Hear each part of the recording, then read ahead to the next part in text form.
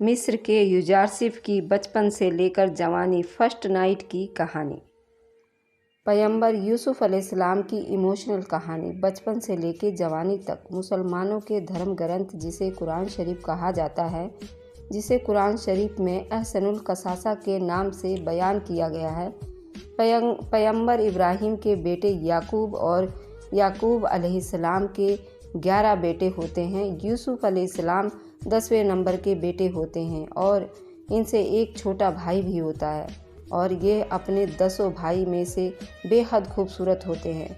मुसलमानों के धर्म ग्रंथ यानी कुरान शरीफ में फरमाया गया है कि रब ने जो खूबसूरती बनाई है दुनिया के अंदर, वो यूसुफ अलैहिस्सलाम को पहला खूबसूरत आदमी बनाया और उस खूबसूरती में से सिर्फ 1% दुनिया वालों में दिया है।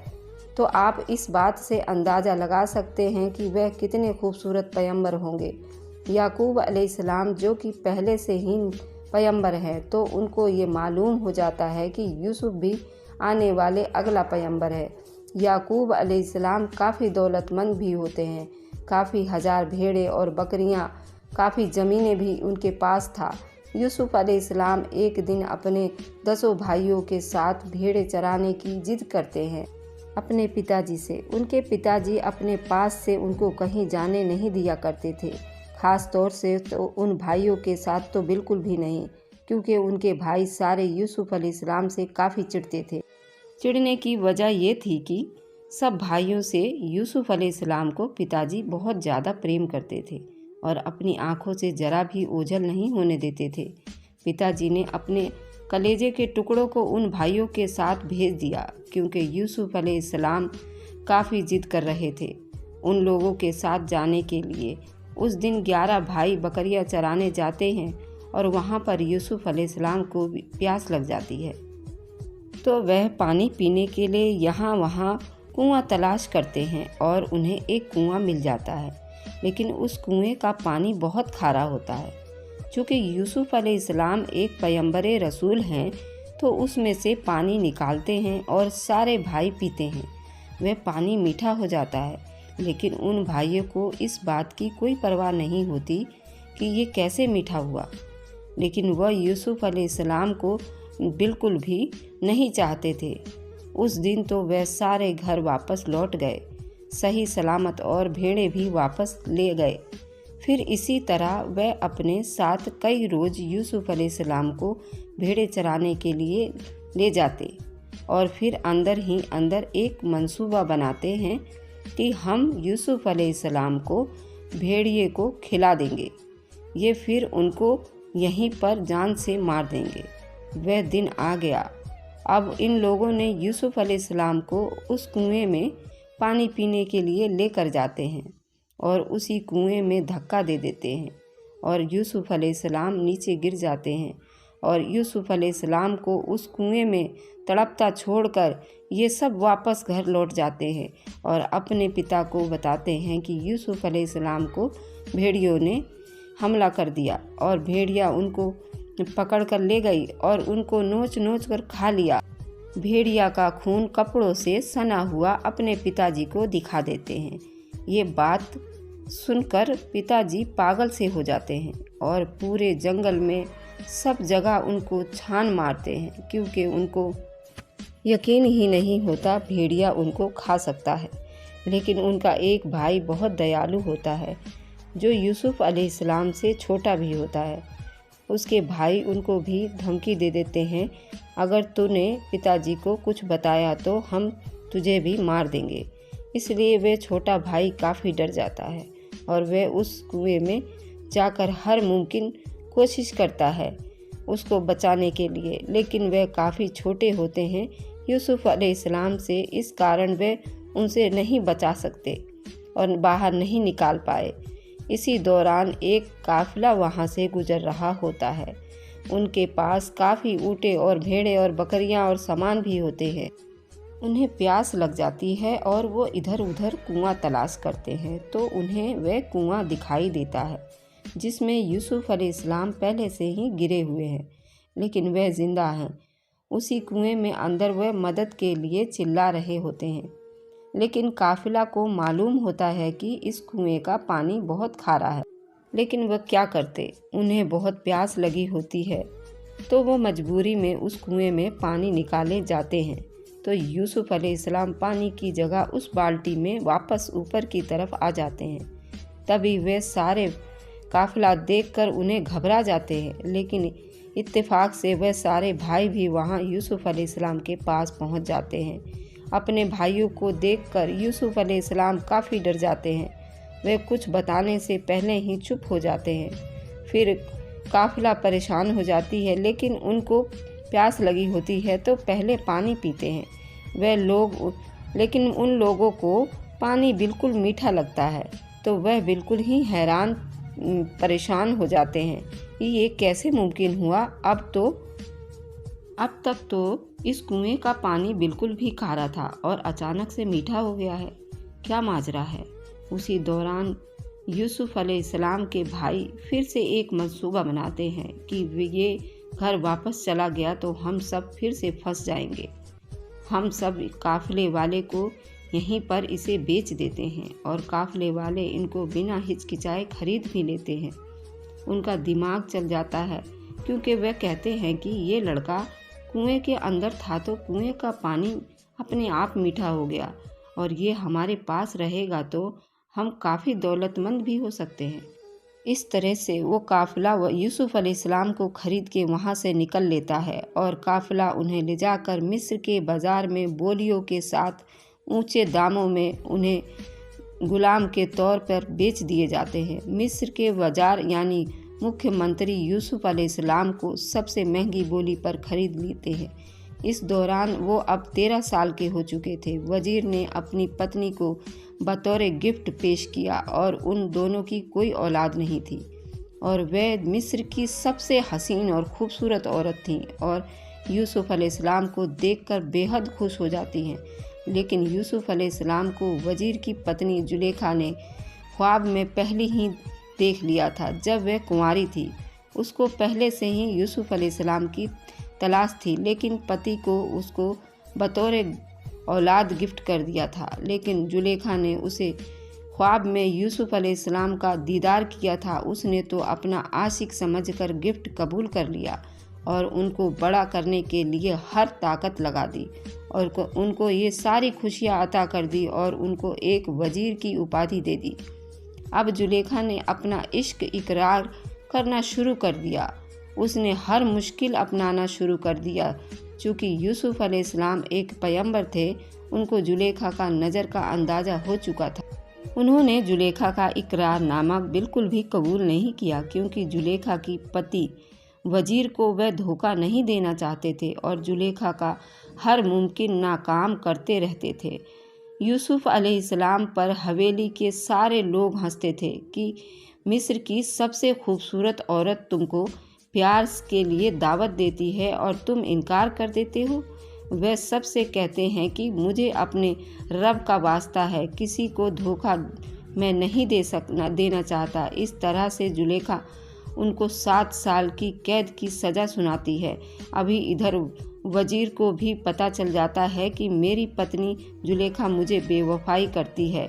उसमें यूसुफ अलैहिस्सलाम की कोई गलती नहीं है, लेकिन अपनी पत्नी के हाथों मजबूर होकर वह भी अपनी पत्नी के गुनाह में शामिल होकर यूसुफ अलैहिस्सलाम को कैद में डाल देते हैं।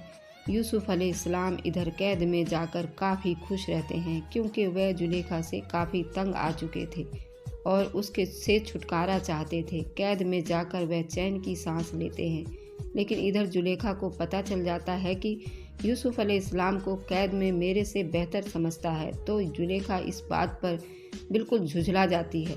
जुलेखा कहती है कि कैद तो मैंने इसलिए डाला था ताकि मुझसे माफ़ी मांगकर और मेरा कहना मानने लग जाए, लेकिन यहाँ तो सब उल्टा हो रहा है। इसी बात पर वह कैद खाने जाती है और वहाँ जेलर से कहती है कि जब तक इसको मारो जब तक कि मैं बस ना कर दूँ। जुलेखा एक वजीर की पत्नी होती है, इसलिए उसकी बात मानी जाती है। उसको जब तक मारा जाता है जब तक जुलेखा बस नहीं कर देती। इधर सारे जेलर भी थक जाते हैं उनको कोड़े मार मार कर, लेकिन वह कैद में भी जुलेखा को कबूल नहीं करते। जुलेखा और ज़्यादा झुझलाकर घर वापस लौटती है और घर आकर उसके इश्क में दीवानी हो जाती। इधर पूरे शहर में जुलेखा का इश्क का चर्चा होने लग जाता है। इस सदमे को उसका पति बिल्कुल बर्दाश्त नहीं कर पाता और इस दुनिया को हमेशा के लिए बाय बोलकर चला जाता है। इधर जुलेखा भी अपने होश हवास खो बैठती है।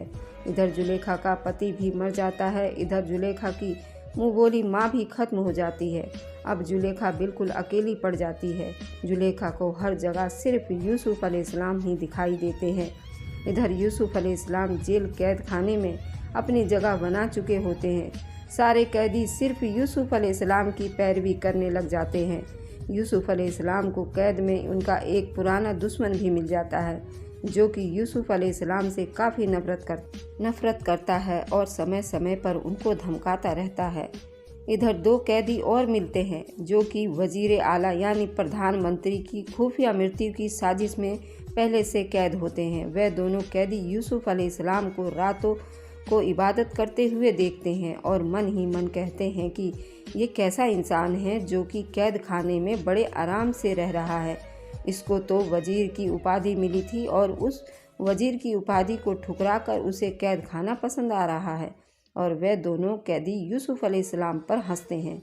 यूसुफ अलैहिस्सलाम उन कैदी की हंसने की वजह पूछते हैं और एक आप हैं वज़ीर को ठुकरा कर आए हैं और एक हम बदनसीब हैं कि वज़ीर आला की मृत्यु की साजिश में कैद हैं। तो यूसुफ अलैहिस्सलाम उन्हें बड़े प्यार से समझाते हैं और कहते हैं, अगर आपका रास्ता ठीक है तो आप बिल्कुल पुरसुकून यानी बड़े आराम से रहेंगे, और अगर आपका रास्ता गलत चुनेंगे तो बेचैनी रहेगी। इसी बात पर वे दोनों उनके दोस्त बन जाते हैं। क्योंकि यूसुफ अलैहिस्सलाम पैगंबर रसूल हैं तो उनको भविष्य का सब कुछ पता होता है। जो उनका दुश्मन कैदी खाने में कैद था उसकी भविष्यवाणी कर दी और वह कह दी कि अपनी कैद की वजह यूसुफ अलैहिस्सलाम को मानता था। यूसुफ अलैहिस्सलाम जुलेखा के यहाँ जब अपनी जवानी की सीढ़ियाँ चढ़ रहे थे तो उसी दौरान उस आदमी ने महल में चोरियाँ की थीं और महल में वह सरेआम अपने जुर्म से मुकर गया था और उसकी सज़ा एक मासूम को दी जा रही थी, क्योंकि चोरी के वक्त वह आदमी वहीं पर था और उसको नींद की दवाई दी गई थी तो उसे नींद आ गई थी और उसी दौरान इसने हीरे जवाहरात चोरी करके निकल गया था। उस चोरी की छानबीन यूसुफ अलैहिस्सलाम ने खुद की थी और वह कह दी कि ये चोरी उसने नहीं की है और इस चोर ने की है, और उसी वक्त उसको उम्र कैद की सज़ा मिल गई थी। और इत्तेफाक से यूसुफ अलैहिस्सलाम भी उस कैद खाने में पहुंच गए। बस इस कैदी का यूसुफ अलैहिस्सलाम को देखकर खुशी का ठिकाना नहीं था, पर यूसुफ अलैहिस्सलाम इस आदमी से नफ़रत नहीं करते थे, उसको एक अच्छा इंसान बनाना चाहते थे। यूसुफ अलैहिस्सलाम ने उसकी भविष्यवाणी कर डाली थी कि तू जेल से रिहा हो जाएगा। ठीक उसी टाइम पर वह जेल से रिहा हो गया। कैदी को छुड़ाने वाले कुछ पाखंडी पुजारी थे जो देवताओं की आड़ में चोरियां किया करते थे। इस भविष्यवाणी से यूसुफ अलैहिस्सलाम का जेल में हर जगह चर्चा होने लगा कि ये एक साधारण इंसान नहीं है, ये पैगंबर रसूल है, उनको भविष्य का सब पता है। इस तरह से जेल में कितने कैदी और जेलर होते हैं वह सब यूसुफ अलैहिस्सलाम के मुरीद हो जाते हैं। जिस कैदी की भविष्यवाणी यूसुफ अलैहिस्सलाम ने की होती है उस दिन उसकी रिहाई हो जाती है। वह कैदी हंसता है और कहता है कि तू जादूगर है और उसे ये सवाल करता है कि तू सबकी भविष्यवाणी करता है, ये बता आज खाने में क्या आएगा। तो वह बड़े प्रेम भाव से बताते हैं कि आज खाने में मछली और अंडा, मुर्गा ये सब आने वाला है। तो ये बात सुनकर सारे कैदी बड़े आश्चर्य होते हैं, कहते हैं यूसुफ अलैहिस्सलाम ये बात तो बिल्कुल भी हजम नहीं हो रही है, भला कैद खाने में ऐसा खाना क्यों आएगा, यहाँ तो वही आएगा जो पानी वाली खिचड़ी और वह भी आधी कटोरी। तो ऐसी बातें मत करो यूसुफ अलैहिस्सलाम जिसे हमारा दिल जले। इधर जुलेखा अपने इश्क में जलती हुई झुलसती हुई अपने साथियों से कहती है, यूसुफ जहाँ जाता है वहाँ अपना दीवाना बना लेता है और जेल में भी उसने सबको अपना दीवाना बना लिया है। अगर वह इस तरह अपना दीवाना सबको बनाता है तो मैं भी यूसुफ अलैहिस्सलाम की तरह बनना चाहती हूँ। जितने भी पकवान बनाना चाहते हो बनाओ। आज मैं जेल में यानी कैद खाने में खाना सभी कैदियों को भिजवा दूंगी। जब खाना कैद खाने में पहुंचता है तो जेलर और कैदी सभी देखकर दंग रह जाते हैं। कहते हैं कि वाकई जो यूसुफ ने कहा था वही खाना हमें आज मिला है। इस तरह यूसुफ अलैहिस्सलाम की बातों पर लोगों को और भी यकीन बढ़ जाता है। वजीर आला की मृत्यु में साजिश में फंसे हुए जो कैदी वहां बंद होते हैं वे यूसुफ अलैहिस्सलाम से अपने ख्वाब की ताबीर पूछते हैं। कैदी पूछता है कि मैं प्लेट में सर पर रोटियां ले रखा हूँ और उस प्लेट में से गिद्ध नोच नोच कर खा रहा है। और उसे दूसरा कैदी का ख्वाब ये होता है कि मैं अंगूर के बाग में हूँ और गिलास में अंगूर का रस निचोड़कर अपने वजीर को पिला रहा हूँ। यूसुफ अलैहिस्सलाम पहले उन दोनों कैदियों से वादा करवाते हैं, मैं तुम दोनों में से किसी एक को कहूँ कि वह जिंदा रहेगा और किसी एक को कहूँ वह मर जाएगा तो तुम क्या यकीन कर लोगे? और जो मरने वाला आदमी है मैं उसके लिए बिल्कुल भी चिंतित नहीं हूँ, क्योंकि दुनिया से जाने वाला व्यक्ति अपनी गलती की सज़ा काट कर दुनिया से जा रहा है और अपना सर ऊंचा करके रब के सामने जाएगा। और जो जिंदा रहेगा उससे मुझे डर लगता है कि वह रब के सामने फिर से वही गलतियां न दोहराए। और वे दोनों काफ़ी सोच में पड़ जाते हैं। वह कहते हैं कि बताइए, जो आप कहेंगे हम ज़रूर मानेंगे। तो फिर वे बताते हैं कि जिसकी प्लेट में गिद्ध खाना नोच कर खा रहा था, रोटियां नोच नोच कर खा रहा था, वह इंसान कल मर जाएगा। और जो अंगूर की टहनियों से रस निकालकर अपने वजीर को पिला रहा था वह अपने ड्यूटी पर वापस चला जाएगा। वाकई 2 दिन बाद ऐसा ही होता है जैसा यूसुफ अलैहिस्सलाम ने उनकी ख्वाब की ताबीर की थी। एक कैदी को वजीर आला की मृत्यु की साजिश में सूली पर चढ़ा दिया जाता है और उसकी लाश को वैसे ही गिद्ध नोच नोच कर खाते हैं और दूसरे को गवाही की तहत छोड़ दिया जाता है और उसको वापस वजीर आला की ड्यूटी पर तैनात कर दिया जाता है। और अब जो कैदी वजीर आला के ड्यूटी पर वापस तैनात हो चुका है वो यूसुफ अलैहिस्सलाम के बारे में सोचता है, वाकई यूसुफ अलैहिस्सलाम एक रसूल पैगंबर है, जैसा कि उन्होंने भविष्यवाणी की थी ठीक वैसा ही हुआ है।